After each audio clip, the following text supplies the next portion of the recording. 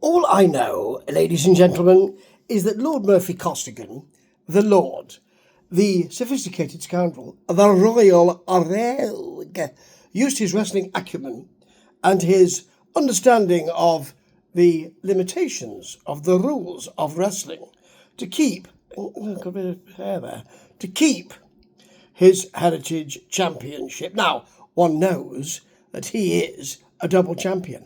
That might not be the case very soon because they have, I'm looking at my notes here, Thanksgiving extravaganza.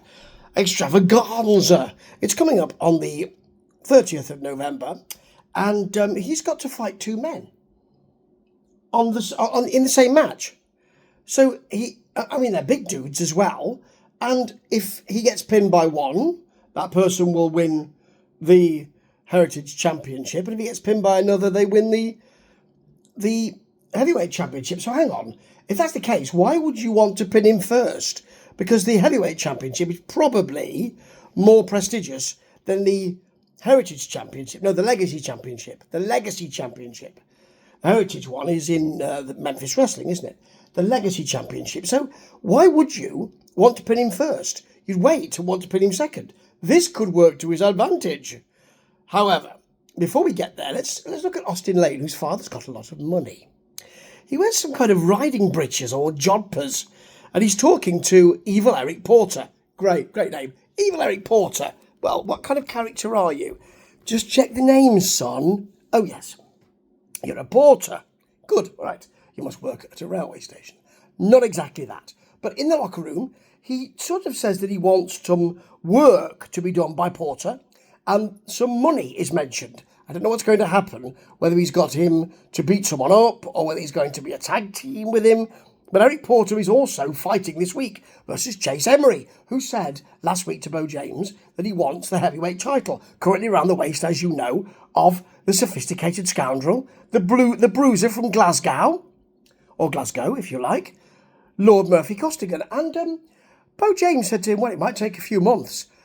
It's going to take longer than that, Bo, I suspect. But anyway, I've got some notes down here, you see. So Emery gets an armbar, and he does it for ages. He goes back to the arm, even after a bit of other wrestling. There's a nice choke from Porter, but there's a crossbody, which is also all right, from Chase Emery, off the top.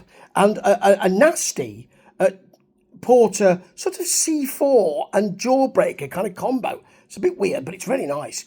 Drop kick from Chase Emery, but Porter's always got that naughtiness going on. So there's a throat thrust. Fingers right in the throat. Very nice. And a cover, but Emery gets his foot on the ropes. He almost loses this, folks. He's supposed to be this big dude who's going to win the title, and he almost lost this. However, he did hit the spinning neck breaker for a quick pin, and it wasn't bad at all. Now, I think we might not get to the extravaganza at Thanksgiving, the Thanksgiving extravaganza. Forgot what it was called then, you see, because Lord Murphy Costigan is facing Wild Bill for Wild Bill's previous legacy title. So he could lose it. Yeah, right. Spoiler alert, he doesn't lose it, but it's a hard-fought match. And it shows Murphy Costigan using his wrestling acumen. Why? Well, let me tell you. There's a Wild Bill headbutt to begin with. He gets right on him. Good selling from Lord Murphy, very good selling. Nice hip toss. Lord has to grab, as I will call him, has to grab Wild Bill by his beard, but Wild Bill still gets some shots in. And then, when he tries to pull him away across the ring, he's already got some tape on his shoulder. I think it's that one, actually. That one, I think. And Bo James who's on the commentary, thinks that he might have pulled his arm, Lord's arm, might have pulled his own arm out of his socket.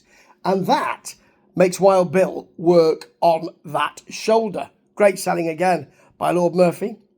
He gets to the apron, doesn't get to bail, but then garrots him on the top rope because he knows what he's doing in that ring, you see. He's constantly thinking, and that's why he's the double champion. So, Lord gets the headbutt in there. There are some knees and some shots from Wild Bill.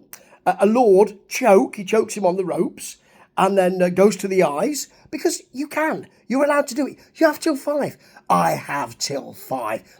If the American Dragon, Bryan Danielson, is allowed to say that and allowed to do that, then so is Lord. That's all I can say. That is all I can say. Now, Lord, I'm looking at my notes again here because I want to make sure I get this correct, you see. Lord is going through it here. He gets some shots, but there is a Wild Bill belly to belly and for a 2 count. And then Lord has had enough of this. He pulls the referee straight into his opponent, and the ref, of course, calls for the DQ. And that will be the end of that. Now, you could say, oh, that's terrible. How could Lord Murphy Costigan do that? How? Smarts. That's how. Wrestling acumen. That's how. That's how you do it. And you know, when good guys do it, as we know, and Jesse Ventura used to do this all the time with Vince McMahon, you know, you don't mind when good guys do it. Yeah, that's right. That's right. And Lord Murphy Costigan does do it.